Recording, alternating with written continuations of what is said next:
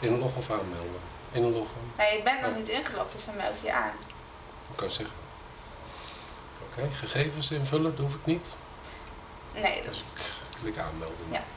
Oké. Kies specialisme.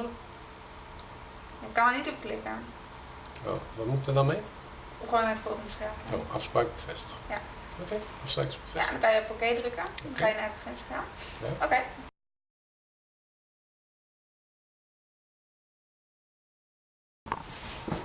Zoek bij aandoeningen. Ja, dan kan je daar in principe intikken, maar die werkt dus niet. Dan enter. Ja.